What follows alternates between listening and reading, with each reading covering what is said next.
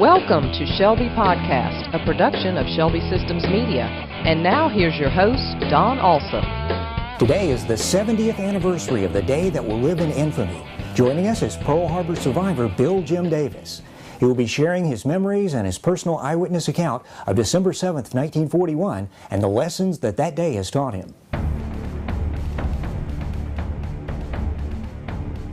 Only thing I remember going up into Depression that everybody was poor, that we had our own chickens and had our own eggs, of course, and had a pig that we killed in the winter time, and you didn't think there wasn't anybody rich back in those days in our community. Everybody was poor, so we had a good time. I mean, for the life that I led, or looking back now, it didn't seem like it was a good life, but it was a real good life.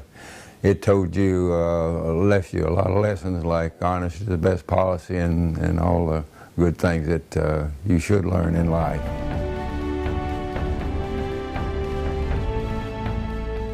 Well, when I graduated from high school, I had no clue about what I wanted to do if I went to college. So I thought if I just joined the Navy for one tour of duty, which was 4 years at the time, that at the end of that time I'd know what I wanted to do when I went to college. And that was in 1939, so you see I got caught in the war then.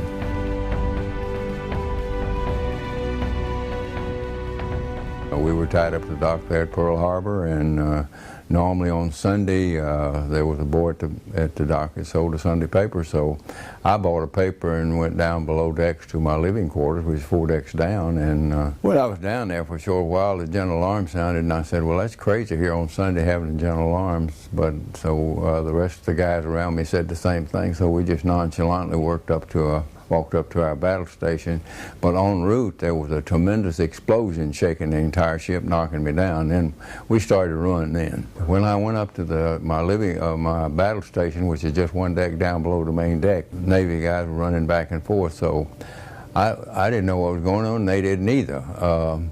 But I thought, well, I'd just go up to the top main deck and look and see. And when I went up the top side, I could see the smoke rising from the ships that had already been torpedoed. And then I noticed a plane, a Japanese plane, float by, and he tilted his wing just a little bit going by our ship, apparently to look and see what damage he'd done.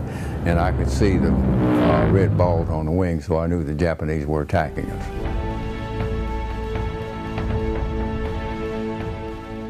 In the evening, everything was quiet, but we just expected the Japanese to return, so we were prepared for that. And since we were tied up at the dock, I couldn't think of myself, but maybe as a prisoner of war for a long time, so I was really worried. Well, I'm sure we dozed off, but I don't remember very much because we were waiting for their return.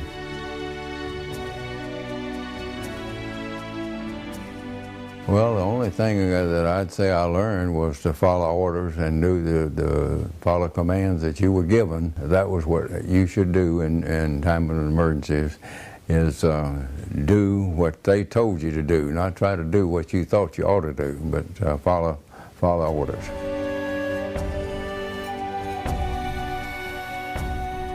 I learned that elected officials are guided more by what lobbyists, or at least that's what we were doing up there. The lobbyists came around and promoted the particular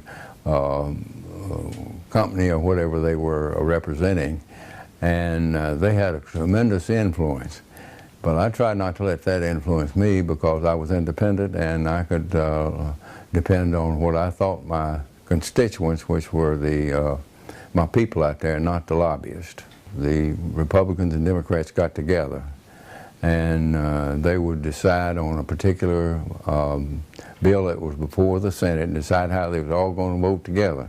But I didn't have to do that, so I just voted what I thought I should do on that particular bill.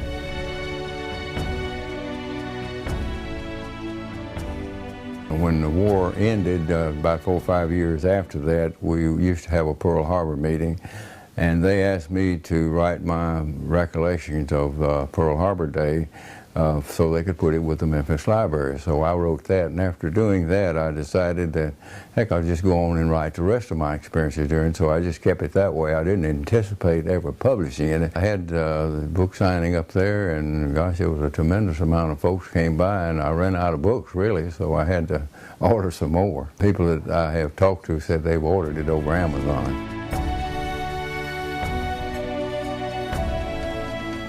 Well, I think most happy ingredient is good health and having a wonderful family around you to give you support and guidance. I have had that. I mean, I've had a wonderful life, and that I always think about when I say wonderful life about Jimmy Stewart in that book and that movie, and that's what I've had, and I've been so blessed to have.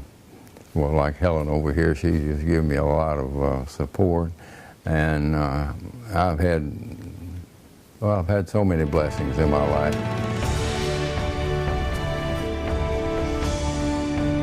Mr. Davis, I'd like to say thank you for sharing your incredible story with us today and your words of wisdom. I believe that your words are an example for all of us to follow. You and your generation literally made the world safe for democracy.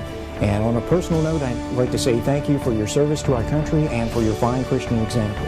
Thank you so much, Don. You've been listening to Shelby Podcast with your host, Don Alsop. Thanks for listening, and tune in next time for another Shelby Podcast.